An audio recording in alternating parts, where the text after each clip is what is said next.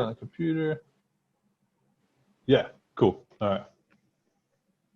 Hi, my name is Jared Mello, and today we have a exciting episode of Everything Eccentric with my guest, Drew Assini.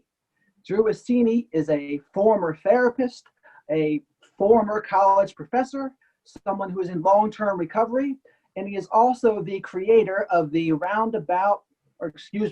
Drive About podcast, which is all pretty exciting.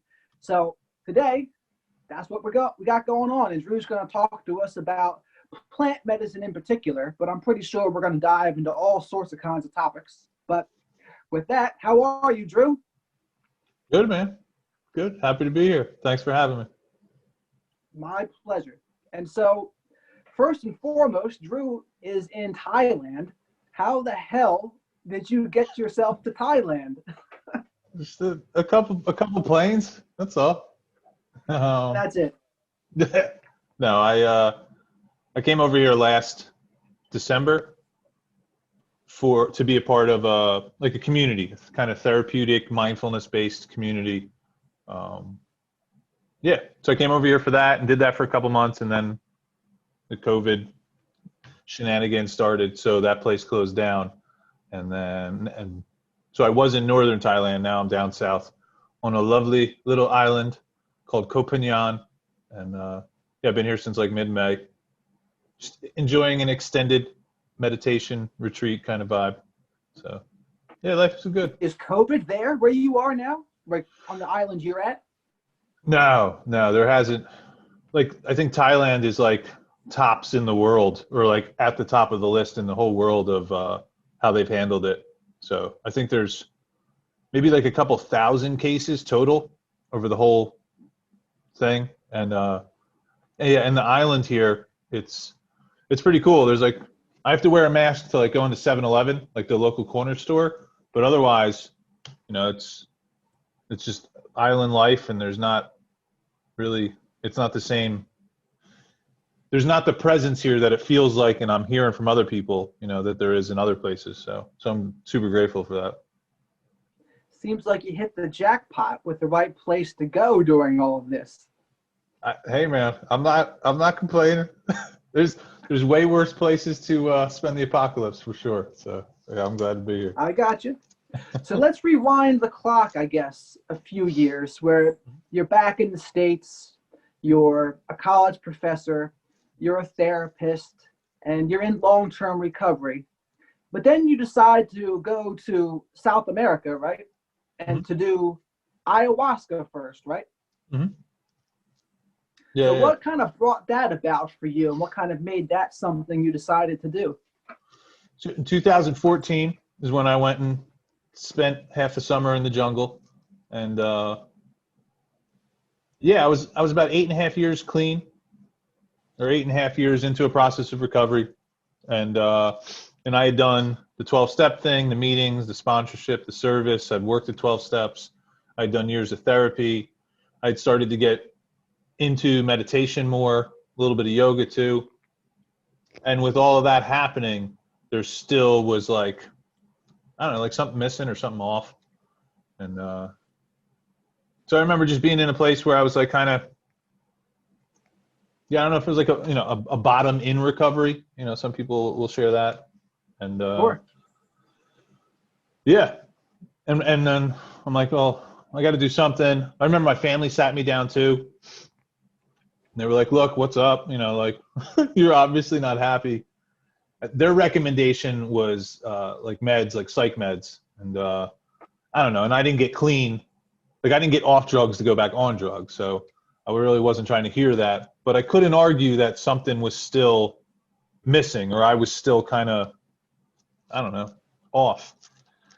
And when I was like open to help, like I didn't want to do the meds, but I was open to like, okay, I need some help.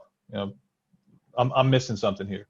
And then it was like that week, it was like ayahuasca, like the coincidence universe knocking on your door thing. And so after doing a little bit of research and talking to some folks that work in that field, and some folks that run retreat centers, and a lot of sharing in the 12-step programs, and a lot of talking with other members of the organization. I was like, all right, fuck it. Like, let's let's give it a whirl, you know, because like I'm at the point now where like I'm not gonna get high, you know, with 8.5 years clean. I'm not gonna get high because I know it sucks, but like I wouldn't mind checking out. So I'd rather not jump in front of a bus. So it's like, all right, fuck it. Like, worst comes to worst, I'll go to the jungle and drink this juice, and that'll be the beginning of a relapse. Or best case scenario, it could be something cool, and it turned out to be, you know, easily one of the most amazing experiences of my life, and really shifted things to the trajectory that kind of I'm on now for the last, like 5-ish years. So you'd say you were in I guess, having a spiritual void.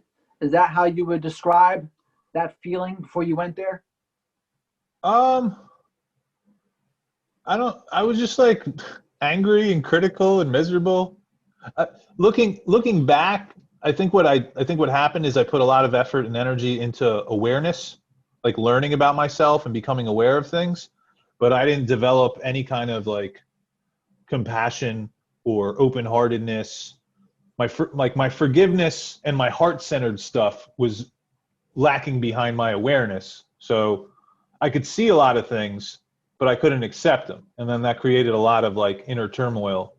So I feel like that was part of what had me really, just like grinding, you know, like I don't know, like a machine without oil, you know, like an engine without oil, just like grinding. There was no lube, you know, I didn't have any like love in the system. Right. And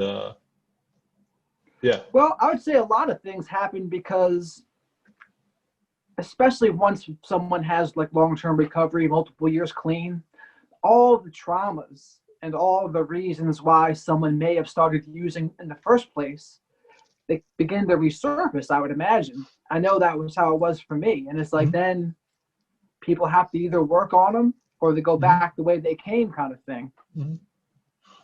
The biggest thing that I learned being there in the jungle, working with ayahuasca, and then also San Pedro, which is another plant medicine, was like one of the biggest downloads was being empathic. Like that's where I first recognized like, oh, okay, like I might be called, you know, an empath or, you know, a highly sensitive person or whatever it was. And I feel like I'd read about that stuff, but when I was down there and I was having these experiences and then processing and talking about them, it became very clear that like I'm super sensitive. I'm very empathic. I pick up on lots of shit. I always have.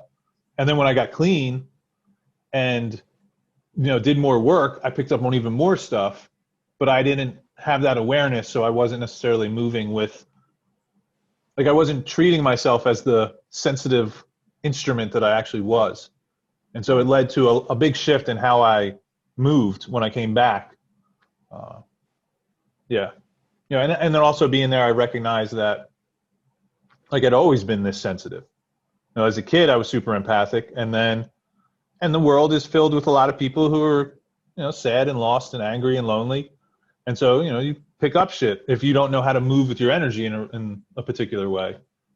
And so that was a huge part of then why drugs and alcohol were so appealing to me, is because drugs and alcohol turned off all that shit.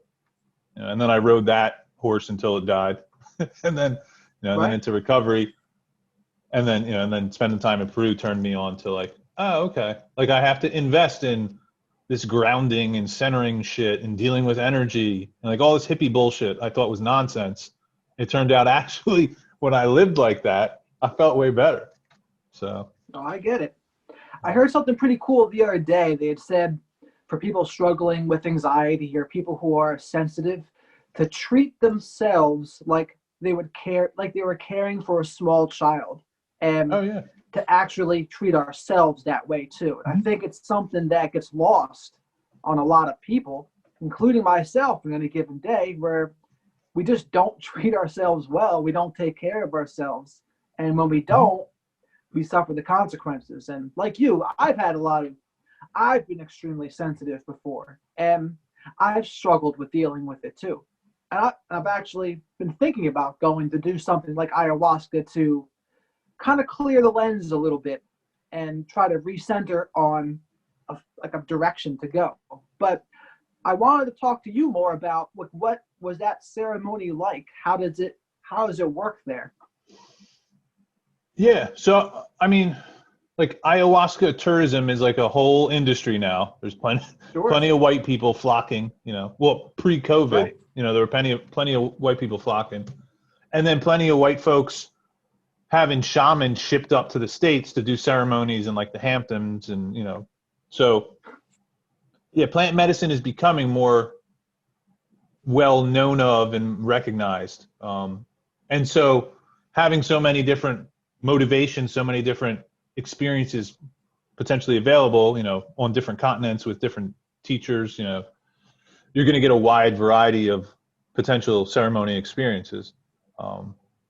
Like for me, I went to the Amazon, or like I went to ayahuasca's home turf. For me, it was like a pilgrimage almost. And I was there in Peru at a center where the guy who ran the center was a gringo, but he had been there for years. And then everybody else that was there, that worked there and was, and then the shaman were all native Peruvian folks. And the shaman that I got to work with, the guy that like ran the ceremonies, was just like this real cool, loving, like grandpa who was also just like a normal dude. But we talked and he learned, like starting at like 6 or 7, like his father started teaching him, and then his grandfather taught his father. So this guy was like a multiple generation, all his life being groomed for this role of facilitating these ceremonies. So not, That's pretty cool. not what's his name down the street that just did a yoga teacher training and now is, giving people ayahuasca that he found on the internet. Like that's a bad fucking idea. Sounds like you found the real deal with him. Yeah, I feel really blessed. And there's a couple centers down there that do it really well. And so I would just encourage people to do their homework, do their research, And so you go down. So Yep. you take the ayahuasca, and what is the actual experience like? Is it anything like a mushrooms trip or an acid trip, or is it just completely its own beast? It's here. I'll finish the last question and then segue into that. Okay. So this ceremony, it's very much a ceremony. There's ritual and there's a lot of intention that goes in, and then you're cared for, you're taken care of. When you're there, you drink this tea that they make out of a mixture of plants, and that tea is then psychoactive, and it's one of the strongest psychoactive substances on the planet, which then creates it can be a lot of different things. Some people have visuals, some people don't. Some people experience, the presence of some entity. Some people, just have a kind of a head trip. Essentially, the medicine kind of meets you where you're at. And it's, yeah. It's, I guess, kind of like, like LSD or mushrooms or any of these like really strong psychoactive substances that take you like into yourself as opposed to numb you, right? Because for me, that's the big difference between like medicine and drugs. Like drugs feel good right now, but don't have any lasting positive impact and potentially have lasting like negative consequences, right? But then medicine usually isn't the most pleasurable experience right now, but opens up, for some cool stuff to continue to blossom down the road. And and then these medicines take us into ourselves. Whereas for me, when I used drugs, like other drugs, I was trying to get away from myself, numb myself, make myself disappear. And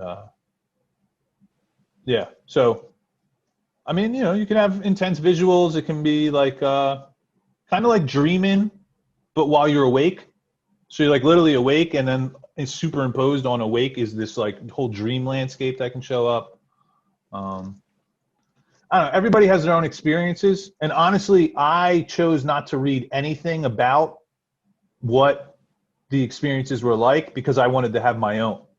Like I didn't want to go in with these conceived notions of what to expect, and if I don't get really cool visuals, then it means it sucks. Or I was like, all right, I'm just going to go in and have my own relationship with the teacher or the medicine and see what happens. And I'm really grateful that was the case. I really came in empty, and then the experience was, all of the things, all of them, from like Now, the deepest, darkest horrors to like, the most enlightening, beautiful love, pure love kind of vibes. So Sort of like a mirror. I've heard it described as similar to that. At least with DMT, I've heard it's described similar to that, where it's like a harsh, introspective mirror where you just kind of see all the ways in life you need to improve, and it might be something different for each individual person, though, like you said. But that's just one way I've heard it described. Yeah. So DMT is the active ingredient with ayahuasca, right? But when you drink the ayahuasca brew, this tea, right, that has a couple different plants in it, one of the plants like blocks your ability to break down DMT, and then the other one is super rich in it. So then you drink it and you have like a 4 to 6 hour experience, right? Whereas like the DMT that's being like smoked and used in other settings is cool, but that's much more like under a minute. Like you're blasted to outer space somewhere and then you come back. And then you have the potential to work with that. Because anytime we're talking about a ceremonial experience or a transformational experience, the ceremony is cool, but the integration work is the most important piece. Like, what do I do with the insights that have been provided? So, if you want to blast off on some DMT, cool. I don't, because that's kind of outside of my parameters as far as how I understand my recovery and how I engage with these medicine. But if there's insights, then they can be integrated. And the same thing with ayahuasca, the tea itself. And it might show you stuff you don't want to see or you've been actively avoiding. I feel like it works. It's kind of like accelerated exposure therapy sometimes, right? So it's like, hey, this thing you don't want to deal with, we're going to put it in your face and turn up the volume all the way. Now, I actually have a question for you. I heard someone say the other day, psychedelics can be like taking an elevator to the top of Mount Everest, where it's like it's something that could be done via other ways, but it's like, I'm not going to say the shortcut, but it's like the way to get there, but you're taking it a different way. Have you ever heard it expressed that way before? Sure, yeah, by lots of people. The thing to understand, though, is that the psychedelic high is not a sustainable experience. Right. So, because, we can go back to Ram Dass and Timothy Leary and, the introduction of LSD to the States and how that came to affect things. And, so, you can take some, other medicine, mushrooms, or for some people, marijuana can be used, intentionally as a medicine in a particular way. It does that to me, weed. It's a terrible thing. Yeah. I stopped. I ruined it myself. I hear people get from ayahuasca and DMT. It's just like a severely introspective, extreme, like paranoid. I look at all the ways I'm a terrible person and how I need to get better. It's just like it's not relaxing and anxiety relieving at all. No. Well, you're not a terrible person, right? None of us are terrible people. We're consciousness that believes itself to be a person. And then when you sit with these medicine, with these teachers, they like temporarily remove our condition or our blindness or whatever it is. And so we're exposed to like what's actually going on in our experience from a consciousness place instead of being Jared or Drew like we do, how we live most of our life. So like, like for me, I feel like the condition, the illness or the disease or the whatever, the condition is more that we're a separate person thing. Like that's not actually true from my experience, how I've come to understand the experience of life. But we just assume that we're all separate beings, and then we struggle with anxiety or addiction or depression. And it's like, I don't know, I just see anxiety, addiction, depression as natural happenings when you operate from a level of awareness that isn't in alignment with what's actually going on. Like we're already, me believing I'm a separate Drew that needs to do all these things is already a step off. And so then when you go and you sit with one of these medicine or one of these teachers, or if you eat a bag of mushrooms or whatever, like you're going to see some shit different. You're not going to see it as who you normally think you are. You're going to see it maybe a little bit differently. And that's not always fun for who we think we are, you know, like seeing out. Yeah. It's, yeah. So it's easy to like come to a place that's a little more judgmental, but I don't know. I would say to some way we know all this shit anyway. Like I know I'm avoiding certain things or there's certain whatevers, you know, and maybe I'm not super aware of it, but there's an awareness of it somewhere. And then these medicines just open up. Instead of being really narrowly focused, they kind of open us back up to be able to see everything that's going on in a different way. I could see that. Yeah. Now, as someone who's in long-term recovery, how did you go about making the decision to do this? Because that probably wasn't an easy decision to make at the time. And you probably didn't get too much encouragement either from other people who go to NA. Because you mentioned judgmental, and it made me think about the rooms. Because I don't go to the rooms anymore. But I remember I became pretty judgmental myself when I was there. And it was something I didn't like that I was becoming. And so I've had to work on that part. But so how did you make the decision to go down there and do that? Like what kind of helps you to make that leap as faith, as you called it in the podcast?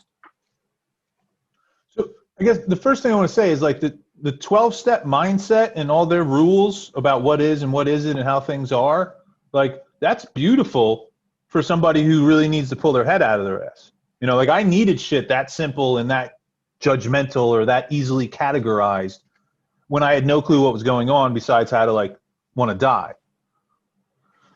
As a result of surrendering myself to that process, then I got opened up to, you know, a different perspective and things have changed over time. But I don't know, but I like still appreciate the simplicity that program made available.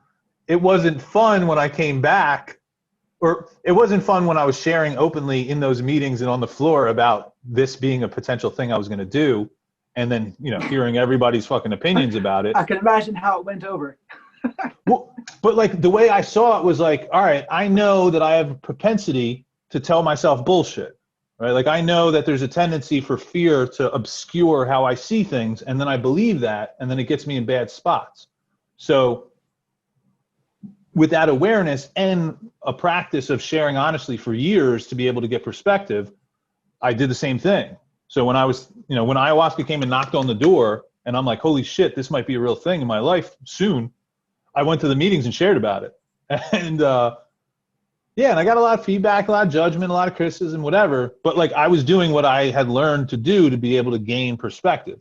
And there were some people in the program who got it, who dug it. And we're like, dude, that sounds fucking awesome. Like, I can't wait until you come back, you know, or somebody else was like, oh, actually, I don't really tell anybody, but I eat mushrooms once a year with my old friends. Or it was like, and it's cool too, because I've presented at conferences in the, really it's in the psychedelic world since all of this. And I've had multiple people from 12-step programs, like almost like come out of their psychedelic closets with me. Because it's like, oh, dude, I didn't think I could tell anyone, and da-da-da-da. Because there's a certain, it's pretty ironic, actually, given that, like, potentially Bill W., the guy that, you know, helped birth the whole 12-step thing, might have actually birthed the 12-step thing in a moment of inspiration while learning from a plant medicine. And then we don't know that for sure, but we definitely know for sure that later in his recovery, he was all about experimenting with different medicines that could help open up a spiritual connection. Right. So it's kind of like, I don't know. It's funny that the 12 steps is so against it. I mean, and it makes sense. You know, like it has to be against it and be very clear. I guess you'd lose they would say you'd lose your clean time, I guess. But right. To me, like clean time isn't really a metric I measure my life by anymore. And it's like, that's, I guess, what holds people back, right? They'd be afraid to lose their clean time. They don't want to go back to square one. Well, two pieces. One is clean time equals a certain social status in 12-step and abstinence-based programs. Absolutely. You're like, if I can walk in and tell you I have 14 years of time, then I like, you know, I'm a certain level of like recovered. Whereas, you know, if I come in and I say I got 2 years, you know, then all of a sudden, like, so that's definitely a thing. And it's ego stuff though, right? Oh, that's totally ego stuff. Yeah, yeah, yeah. Because ultimately, like, you know, and you'll hear from some old timers, it's like all we have is 24 hours. That's it.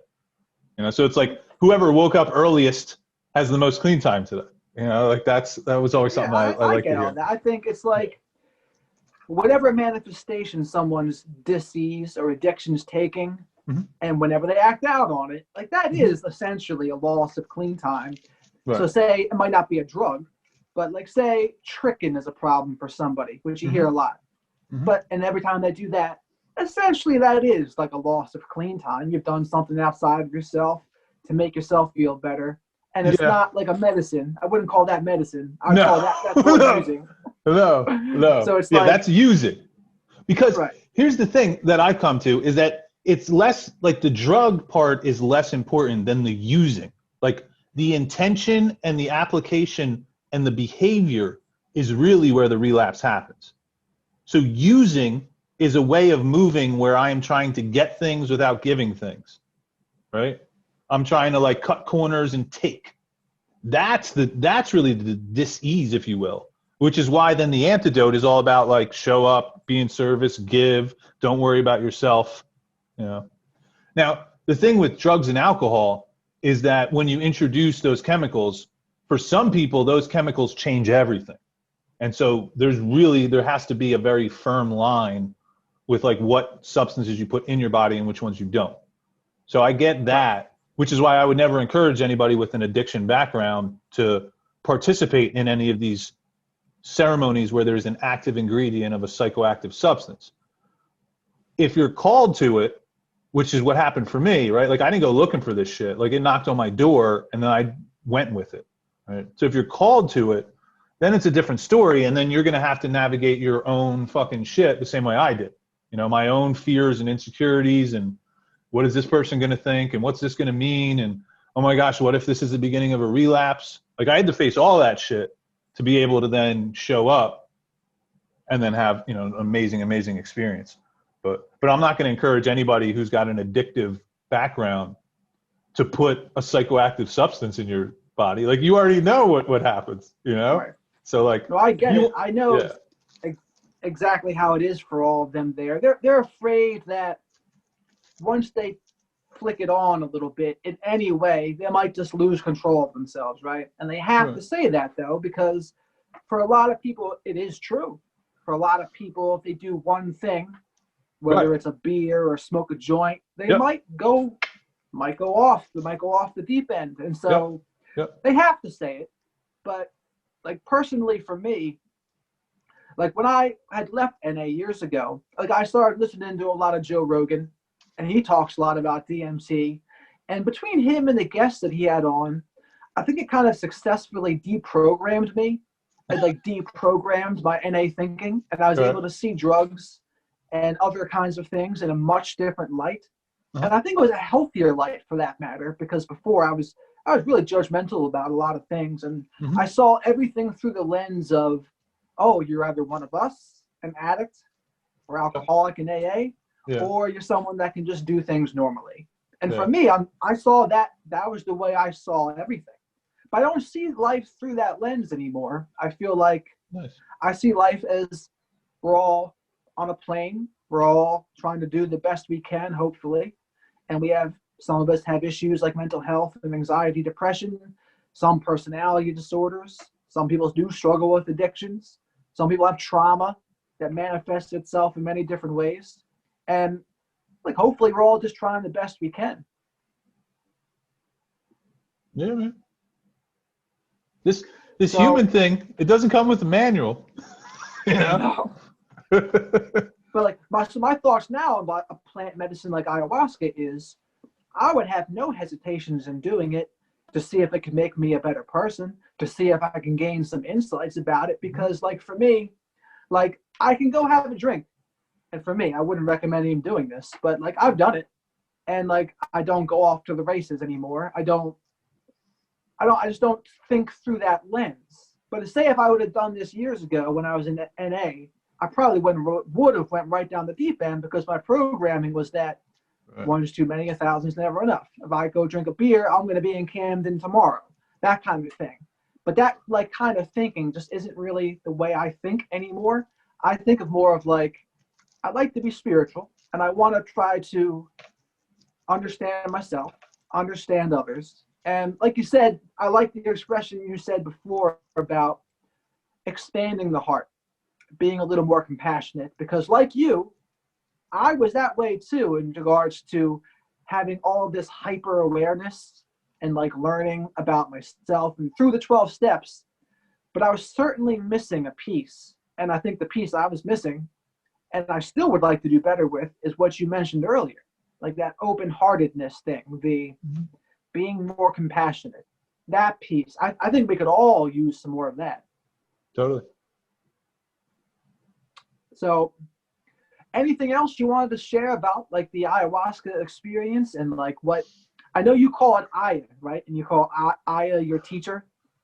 Yeah. Well, could you share it? If it's private, that's fine too. But could you share about what Aya told you and what your lessons you learned from it were? I mean, they're still unpacking, man. Like it's like the potentially the visions or the teachings that are received with the medicine or a teacher like that, they will unpack for years, you know. Like there's still times where a flash of something will come through, or I'll be experiencing something and recognize a pattern in me, and then all of a sudden I'm like, oh shit, this is what that was. So like it's not like, I think that would be a cool thing for people to recognize, is that you don't go to this ceremony and it like fixes you. Like you don't go to this teacher and it like heals you on the spot. Like it shows you stuff, and then it's on us to do the work of integrating that into how we live. Sure. Right? So for any ceremony, what I offer to people is there's 3 parts. You prep, there's preparation, then there's the ceremony, and then there's integration. And so if I'm just like, you know, tripping balls every other weekend or every other day and I don't integrate, then I'm more I'm like seeking for a particular high, right? But if I'm willing to actually have the experience and then spend some time with it, talk about it, you know, pull through it, look through it, and then take those learnings into how I live, then we're really honoring our time and the teachings that we're receiving. So, you know, that was definitely not the case when I was, you know, smoking a joint or tripping balls or getting drunk. Like I was just sensation seeking and trying to numb. Whereas, yeah, the time with Aya, yeah, and I mean, for me, there's definitely the experience of like this feminine presence, this like loving teaching, yeah, and it was it's a fun dynamic because I'm a trip, I'm a pain in the ass, I'm stubborn, you know, I'm like the worst best student, you know. So some of us are the worst best students, right? We're the biggest pain in the ass, but we're really like absorbing and chewing on the information. We're not just being spoon fed. And right. And so then the some of the ceremonies, some of the lessons were pretty extreme and big. Like, all right, listen, just shut up and listen. Like here. So like I said, I mean, there was a couple ceremonies where it was like depths of hell, horror, fear experiences that I couldn't have imagined until I did in those, you know, ceremonies.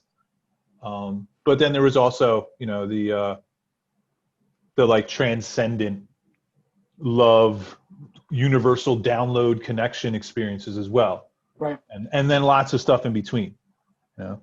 But like none of those things fixed me. They all just helped open me up to an understanding of this experience that now I live differently and honor that. And my life is way cooler. And I have a little bit more compassion, a little more patience, and even a little more humbler, which is hard to do to me. But at least you can admit it. Oh yeah. I look at it like I like really like teachers, and so when I've gone there, it's like, okay, class is in session, and we're gonna do some soul level learning type stuff. So I think in my own life, one of the biggest things has been just trying to find, or like when I'm on my purpose and mission, I'll call it.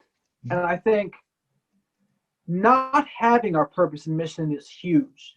And I think that's when like the demons run rampant, when we're not sure where we're going, we're not sure what we want to do. And so we just go off into fantasy land sometimes, or we'll escape and go into escapism. But like when we have a good mission and a good purpose that usually involves helping others in some way, it's like so many ailments, I wouldn't say get cured, but they take a back seat.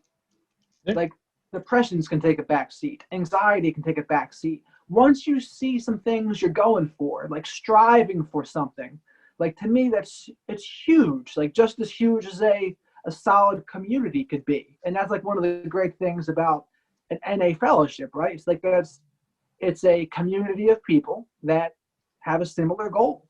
And like that's something like one of the components of a happy and fulfilled person. And so like in my own life, like I said, finding the missions, like I do the YouTube channel and I'm trying to grow that, writing a book like I did, and like creating the audio book, having those missions and going for it. Like depressions and other things I struggle with, they just don't seem to be as bright.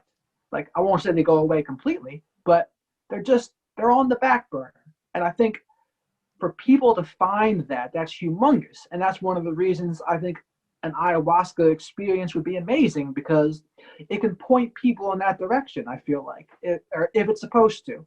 And it could, like, I liked how you said it in the podcast where you clear the lens of some fog in your life, and like the fog of your consciousness. And it's amazing. It's amazing, like what the teacher might teach you and like which ways it might tell you to go, and or what you learn from it. To me, that's incredible. And it makes me think also, how would you, two things. I want to speak to therapist Drew for a second.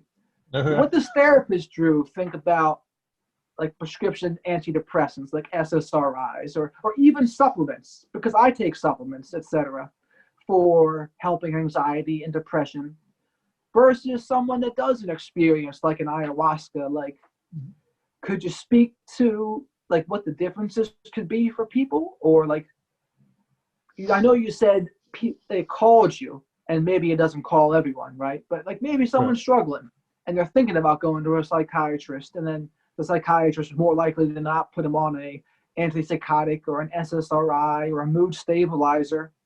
But what's the pitch to not do that and maybe try something different? Well, I mean, I'm practical at the end of it. So it's like, do what works.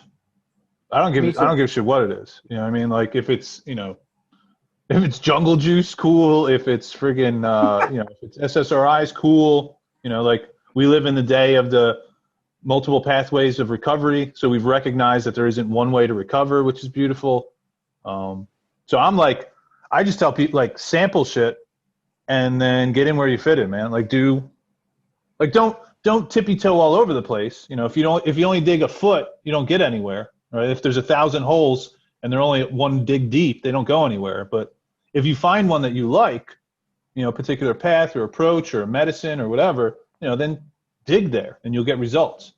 So yeah, I mean, if you're on medication currently and it's helping you be the most awesome version of yourself, like keep doing that.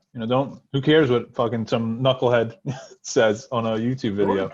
I mean, I take supplements, and to me, I think I'm doing a lot better now than I was. Awesome. Although sometimes I think it's like, oh, I wonder if I maybe am like just doing these supplements to not deal with certain things. I'm not sure. I don't know if I even know the answer to that. But what I do know is I feel like I'm a happier, productive, a happier and healthier version of myself now. And that's my metric I use for people. It's like you said, I don't care what people do. As long as they can be the happiest, healthiest version of themselves, everyone else can go kick rocks, I feel like, in terms of what they say about it. Everyone has to live with themselves and look at themselves in the mirror at the end of the day. Yeah.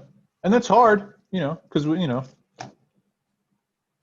it's hard to really lean in and trust our own truth like that. Sure. Yeah. Absolutely. And so when you get back from that trip to South America, like, how were you received at NA there? Do people like shun you or outcast you? So I don't talk about the fellowships or the programs specifically, it gives a certain like distance. So I don't have to say it was like these people over there or whatever. But I can say that when I came back to 12-step program meetings afterwards, I was not super welcomed by everyone. Yeah. And I mean, like, I get it. Like, let's say it like this. When I came back and I wasn't like welcomed and I had people, like I still remember this over and over again. Like there was a dude outside a meeting with like 90 days sober, clean. He was smoking a cigarette and pounding like a 4-shot espresso coffee. And he was telling me that I needed to pick up a key tag because I had relapsed. And I just remember like sitting there and I'm like, you're using the shit out of that and the shit out of this, but now you're coming at my neck for something you don't understand. And it hit and it was like, oh, you need to believe what you believe in order to do what you're doing. And Yeah, so like you mess with the mindset. You'd mess with the right. I was dancing outside the bounds. Yeah. yeah. Yeah. So Well, did you think about like giving up clean time with that, or is that something that you just didn't really think it was necessary? I don't know that, honestly, I don't know that I had the humility to be like, okay, fine. You know, I can have however many days. Because I also felt this like need, like when I came back, I remember being like, I have to fucking stay clean. Like, otherwise people will see my story and they'll be like, oh, he went to the jungle and started tripping and that's using, so that's bad. So I'm like, okay, I owe it now to myself and to the medicine to come back and honor the shit that I've learned and now walk a particular way. So I can come on a fucking video like this and have a conversation that, yeah, I'm 14 plus years into recovery. If you're in a specific 12-step framework, you might judge my clean time. That's cool. That's less important. Have a conversation with me, come walk with me for a day, see how I live, see how I show up. And then, then you make your judgment. Because, if someone wants to say like, oh, you did la la la, it's like, okay, well, I also haven't ever done anything else.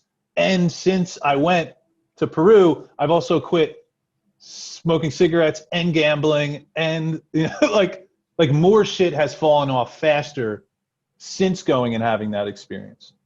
So absolutely. That's why I'm so for all of the things that could be possibly helpful, right? Yeah. And it's just weird that in that one small subsector of the world, like the fellowship world, it would even be an issue. Like in everyone else in the world, it would just be, oh, should I do this or should I not do this? Well, but there's so many other things that go into the thinking process. Yeah. Well, my family thinks I'm nuts because they're like, what are you doing going to the jungle? Spending money to go to the jungle to drink awful shit, to puke your brains out and see your worst nightmares. Like, what are you doing? And so I mean, I've coached people that did that, but like they're like really successful, like smart people that they weren't alcoholics, addicts. They're just people that were really into self-improvement. They're people that just wanted to grow and they wanted to like live at the edge of their comfort zones. And so they went and did it. And it's just like, it didn't mean anything bad about them at all. It's just like they just wanted to have the experience. They wanted to see what they could learn, because I found like a lot of cool people, they're really into learning. They're really into growing. And like it had nothing to do for them. Oh, there's a drug. It's like, no, it's like, it's an experience that could teach you a lot of things. And there's smart people like Sam Harris and Tim Ferriss. They talk about the wonders of psychedelics all the time. And they talk about how, I know Tim Ferriss, I think he funds a lot of studies at Johns Hopkins University about depression and anxiety, like using mushrooms, using microdoses of LSD. And I think those kinds of things could be more promising than SSRIs and SNRIs, really. Yeah. Yeah, I mean, some of my friends say that we're in the midst of a psychedelic renaissance, that the shitstorm that is the world right now, like part of how we come out of this funk will be led by medicine or folks who are honoring insights received through medicinal ceremonies or just ceremony in general. Because we could say that the reason why things are such a shitstorm is because we've really lost our connection with spirit altogether, or, an understanding of what's bigger. Yeah. And so, I and mean, there's look all at kinds like of the Native prophecies. Americans in America. Yeah, yeah, Like yeah. they had a connection, right? They had a Yep. spiritual connection. Yep. They had a connection to the earth, a connection to each other. Yep. Now maybe they did a little warring. I don't know how that came into the ball game there, because they were pretty mean to other tribes. But Yeah. it seems like they were living a more wholesome life. They were living a connected life. Right. Well, listen, we can go brawl, like we can go punch each other in the face and still not destroy the place where we live. You know, Sure. like if we They did it. They proved it. Yeah. Dude, I was just watching a video. I thought this was so cool. There's some culture, some group of people in Peru. They have a national holiday where if you have grudges against people, like then they bring you out and you get to have a fist fight for like 30 seconds. It sounds it's like like the feats of strength in Seinfeld. Oh, it was so cool though. The It's like, Festivus look, poll. Sounds like a Festivus for the rest of us. right.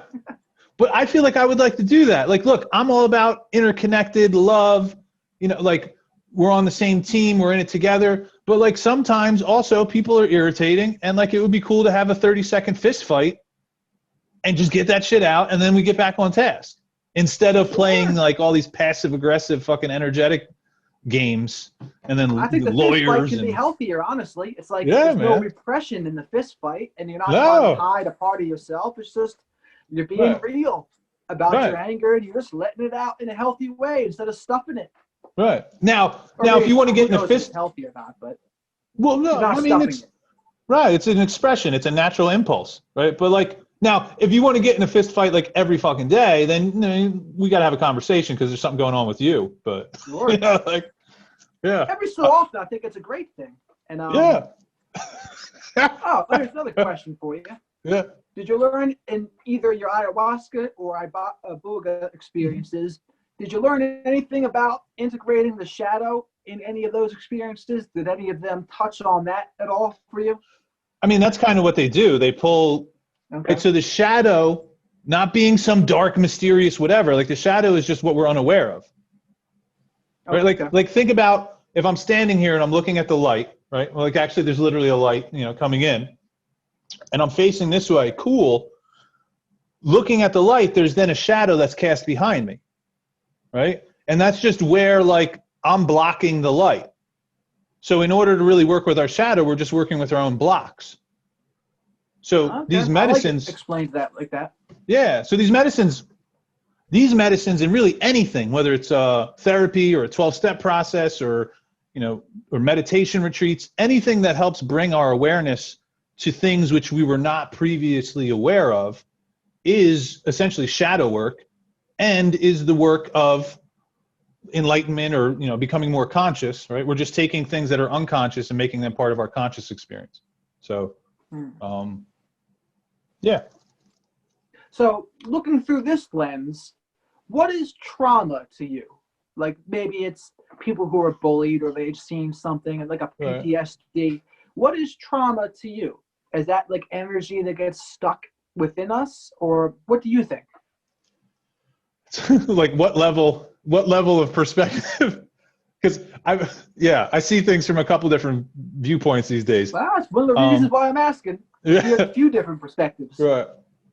So for me, like trauma is on a certain level, trauma or something that's a traumatic event, it's less about what actually happens and it's more about the impact. Right? So me and you could have the same exact experience. It could be traumatic for me, not traumatic for you. That has nothing to do with the experience and everything to do with me and you and what we're bringing to the table. Right?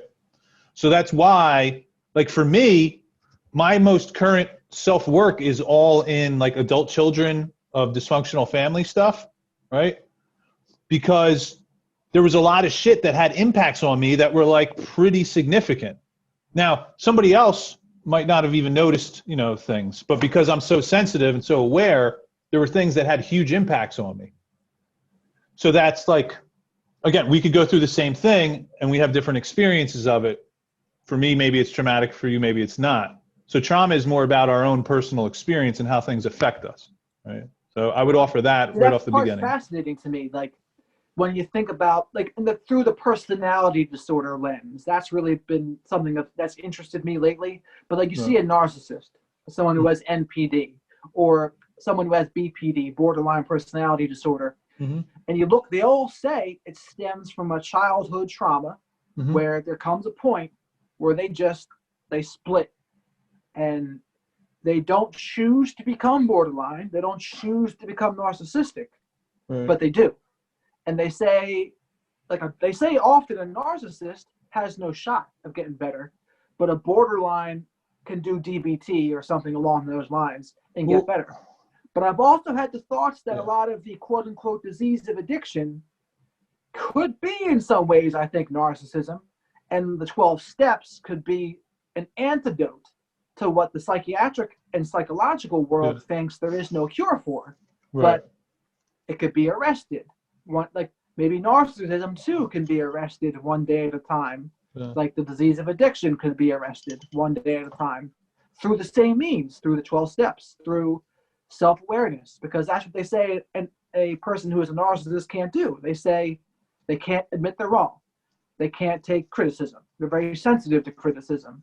They don't know how to take accountability or responsibility, but those are all the same things a fellowship does, like a 12-step fellowship. So those are the reasons why they become, it's interesting to me.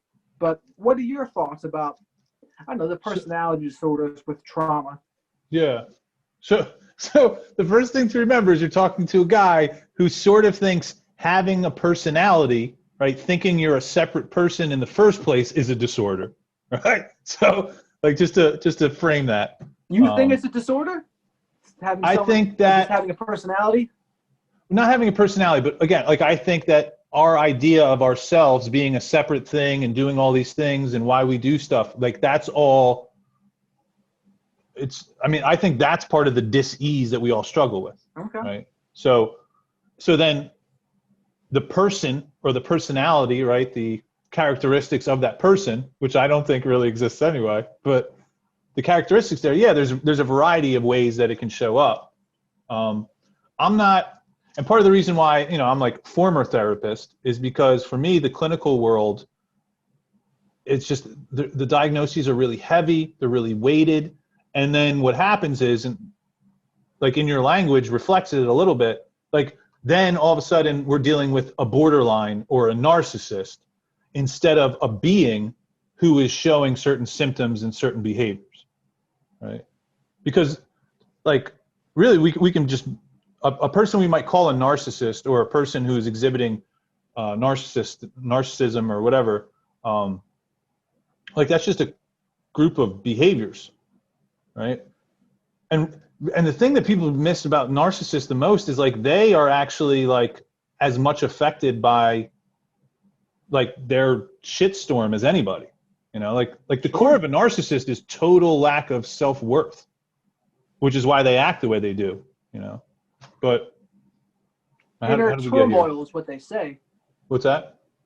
Inner turmoil is what a narcissist has. But what also speaks to what you just said is how they say whether someone is a narcissist or borderline or has CPTSD, chronic post-traumatic stress disorder, they all behave the same.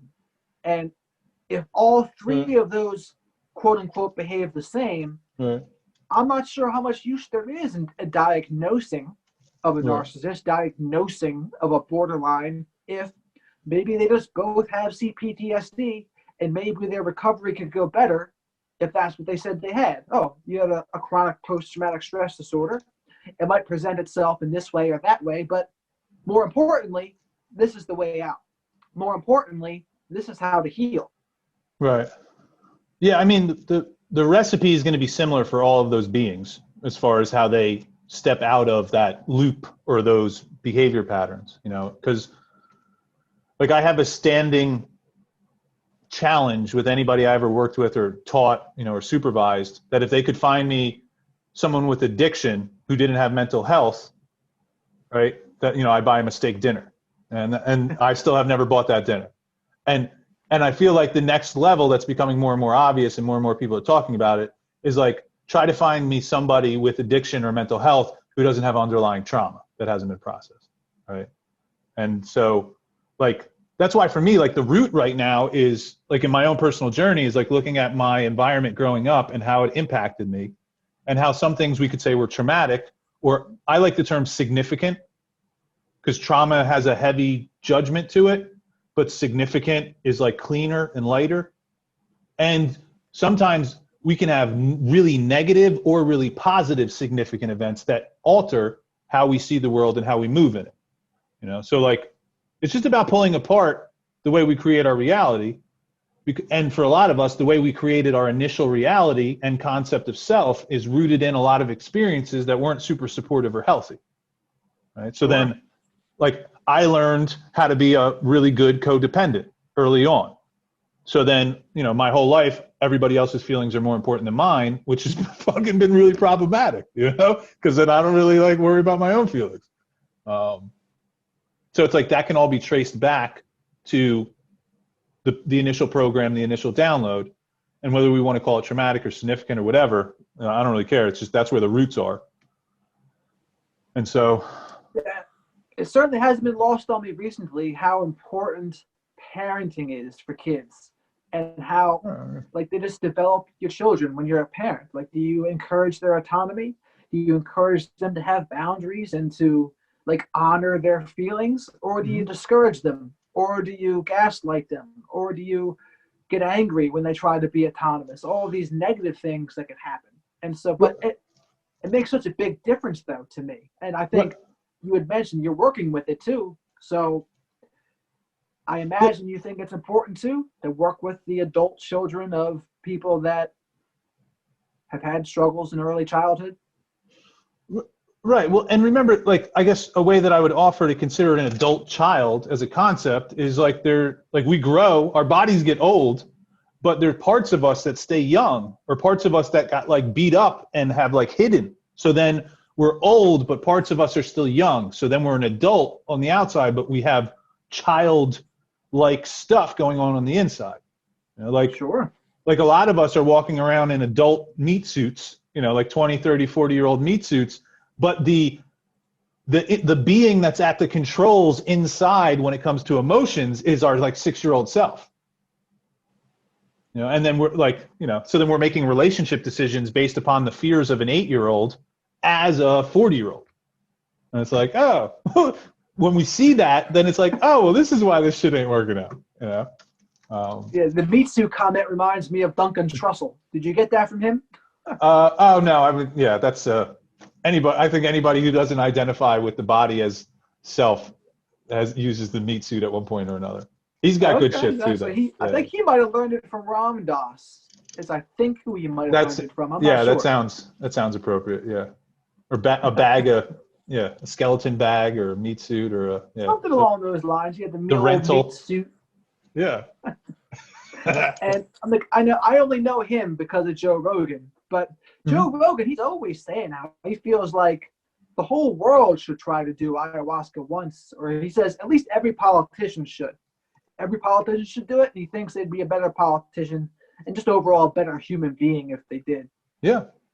In the new world that emerges from the bullshit that is now dying before our eyes, I feel like we should have like once or twice a year, have like, you know, mushroom holiday.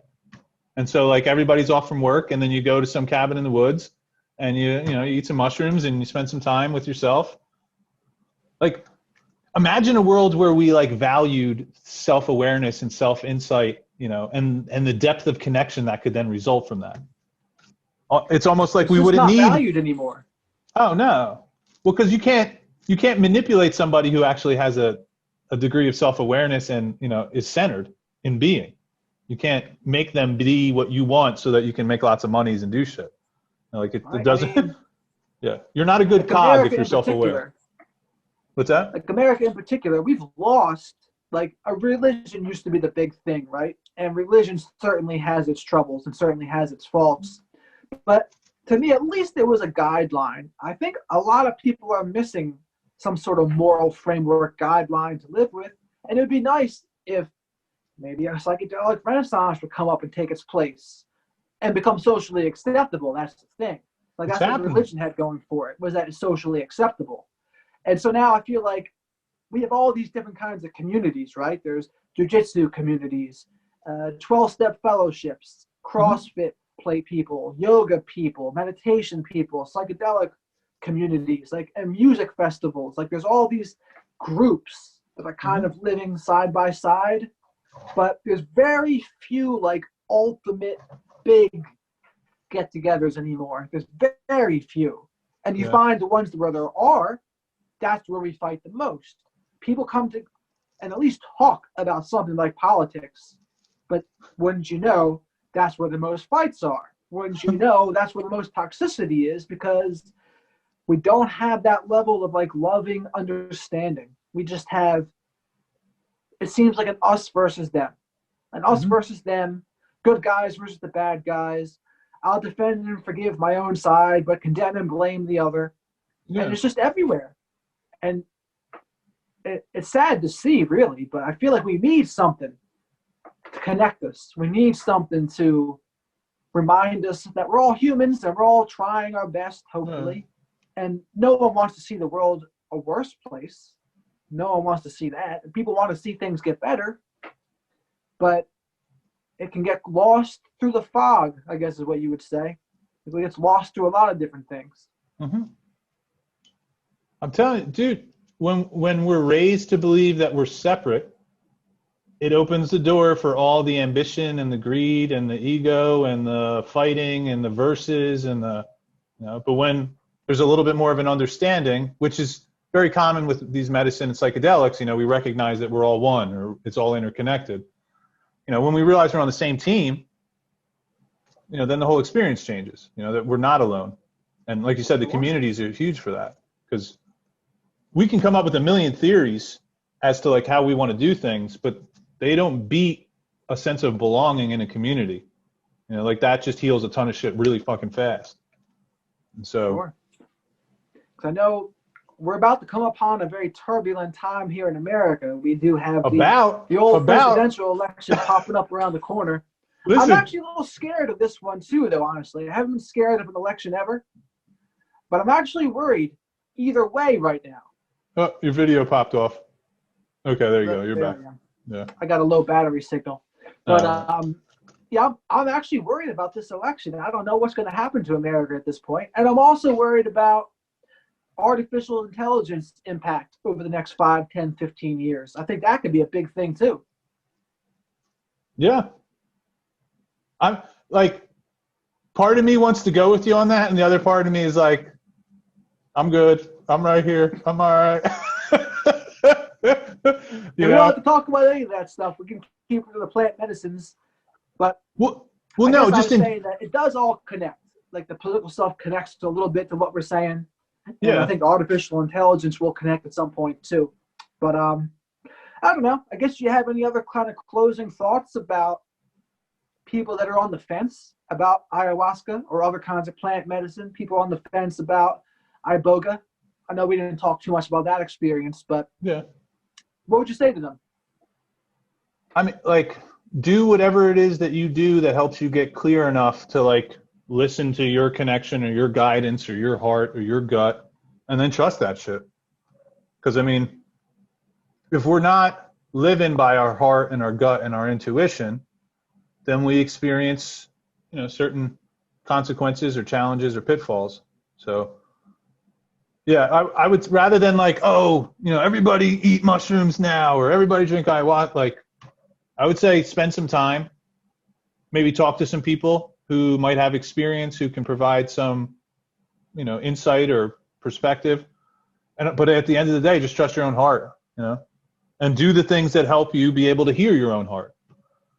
And then that's, that's where the peace, like that's the practice. And that's also where we wind up, is being in alignment with our own heart, our own intuition, not being dominated by the mind babble, which is very frequently fear-based and lives somewhere else other than right now.